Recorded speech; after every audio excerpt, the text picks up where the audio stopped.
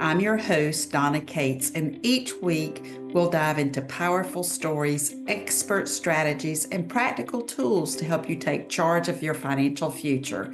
Whether you're planning for retirement, navigating a divorce, or simply looking to build your wealth with confidence, this is your space to grow, learn, and thrive. Let's get started with today's podcast. Hello, everyone. I'm really excited to introduce you to today's guest, Jessica Haviland. She is a nurse and life coach. So, thank you for joining us today, Jessica. Yes, thanks for having me. So, like Donna said, my name's Jessica Haviland, and I've been a nurse for 17 years and just recently started a coaching program with my husband specifically for healthcare workers who are burnt out, experiencing exhaustion. We found that people that are going into the healthcare field are very much people pleasers. They want to serve, they're very loving, but that also means that a lot of times the nature of the game that they are burned out and don't take care of themselves properly, and so they find themselves, maybe eventually leaving the career because of the drain that it is on their energy as well. So Got it, got it. And I can tell you, I had a couple of hospital experiences over the last year, and it was amazing how overwhelmed everybody was, the yeah. entire staff. I mean, my father, who's 84 years old, had to spend 25 hours in the emergency room because there weren't enough nurses on the floor to admit him to the hospital. So I share that with you just because I totally get the overwhelm Yes. that everybody must be experiencing. Well, that's awesome. So you're still working as a nurse, but you're also Correct. doing the coaching business to help tackle that problem. So tell me, Yes. is that the biggest problem that you see in the industry right now? Is the overload, the burnout, and all? Yes, that is the biggest thing that we see. We see people, like I said, they get into this profession because they're givers, they want to serve. But in giving so much, they forget to take care of themselves. And eventually it can turn to resentment over their patients or over their job, and we see a lot of kind of the blaming of how healthcare runs. And it makes it very difficult. And that's why we started this coaching program to give them the tools that they can stay in their job, to feel like they have their purpose, that they can feel fulfilled in themselves so that they can continue to give to their patients. So tell me, what would it look like if let's say I am a nurse at a local hospital Mhm. and I wanted to engage with you in that coaching practice? Describe to me a little bit about what that looks like. Yeah, so we meet together for an hour for our first session. We really deep dive into what is your specific thing that you're struggling with the most. And we find sometimes people think it's one thing, but it's actually another. And so, but we let them talk. We get on the same page. We talk to those people. We make sure we're speaking the same language, and that we get to the root of what the problem is. Now, for our coaching program, we focus on the 5 F's. So it's family, finance, fitness, fun, and faith. And so, from that first meeting, we kind of dive in what is the number one thing we need to focus on. And then we meet with you weekly for about 30 minutes on a call with both my husband and I, and we talk about, we go from that first thing. We give you the information that we've learned over our 20 years of work experience and 40 years of life experience. And that first month, we're just giving you all that information. We're coaching you, we're helping you, we're giving you those things and tools that you need to start feeling better. And then after that first month of us giving you our knowledge, then we start doing these experiments. And we continue to meet weekly. And you also have access to us throughout the week through whatever messaging platform works best for you. Um, but in those next 3 months, we're trying little experiments. We're having you do something, seeing how you feel, seeing if it helps with that overwhelm, that lack of energy, that just feeling like your tank is empty. And then we reassess. So it's kind of like nursing language. It's plan, do, and assess or reassess.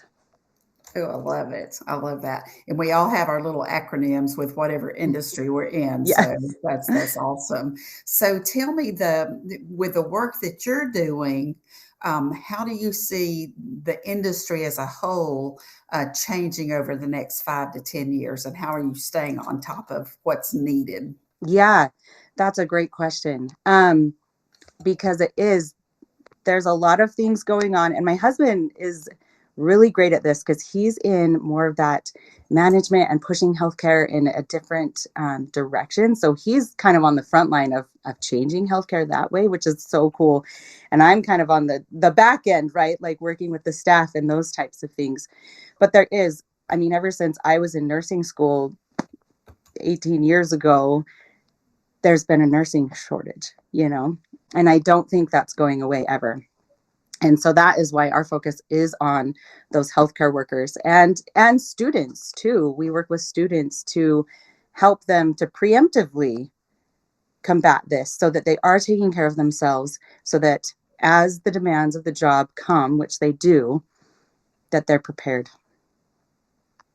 Well, and I think that you addressing that with the students is really helpful because I know I wasn't trained on how to do self-care when I was in Right? college, right? Yeah. That was not a subject that was discussed, much less how we manage our money or anything like Yeah. that. So, um, educating them up front, giving them those tools, and creating the habits, I think, can be Yeah. huge, right? Oh, wow, that's really impactful, I'm sure. So I'm going to make this a little personal now. Can you share with me what your biggest failure or challenge, however you want to phrase it, that you've faced to this point in your life, whether it's professional or if it was personal? What is that, and how has it shaped the way that you're doing business and showing up today? Oh, of course. That's such a great question. So about a year ago, I found out that I had a softball sized cyst on my pancreas.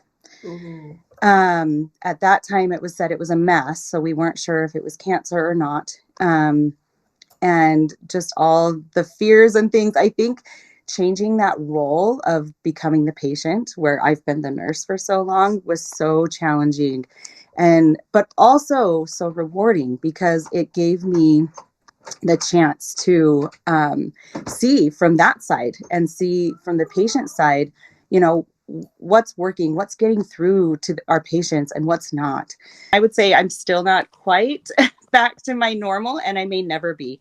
But the lessons that I've learned along the way that have helped to build this coaching business and help me as a nurse have been invaluable. Wow. And see, and that's the thing, is sometimes we get handed things that don't seem like very nice or Yeah. hard to deal with, or just challenges outright. And when we're able to grow so much from those experiences, that's amazing. And now you got that perspective from the Yeah. patient side, right? Yeah.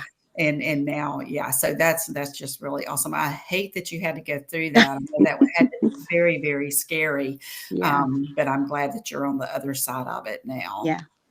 So I want to ask you another personal question. If you could have lunch with just one person, either living or deceased, who would that be and why? That is a great question. Um, so I'm going to turn religious, and that may be taboo, but for me, it's very important. It would be my savior. I would love to sit and talk with him and have the conversation and his knowledge of, being the one perfect being on this earth, and encouragement that I would think that he would offer in to keep going and to keep striving to do the best that I can do and to help others. And I have to acknowledge this for you. You are not the first person who has referenced Jesus. So Ah, we may feel sometimes that religion is taboo when we're talking yeah. business, but you're definitely not the first. So I appreciate you sharing that. And I know we can have conversation now, but I totally get that it would be fabulous to sit down side by side and have a real lunch and just Yes. chat. That'd be Yes. awesome. All right. So, with your growing practice, what is the best way for people to reach out to you, learn more about what you do, and see if it might make sense for them to work with you? Yeah, I love that question. So we are on Instagram at Harmony on the Horizon. And that's where you can really go see our content, see if it resonates with you. That's in there. There's a link that you can book a call with us, again, to get information to see if we would be a good fit. That's the best place to find us. And I think to get the knowledge that you're looking for in a non judgmental space, you can check us out and then reach out if you think that's something that would resonate with you. Awesome. And I hope that everybody in the audience will check out the Instagram site just to be more knowledgeable, because even if it's not something that might help you, you might know somebody who could benefit from it. So y'all Yeah. please do take a minute to do that. Well, you've been a lovely guest today, so I certainly appreciate you being on. Thank you so much. I hope today's conversation left you feeling inspired, informed, and ready to take the next step in your financial journey. Remember, building wealth isn't just about money, it's also about creating a life that aligns with your goals and values. If you found this episode valuable, please subscribe, leave a review, and share it with the women in your life who deserve financial empowerment too. Until next time, stay confident, stay empowered, and keep building the life you desire.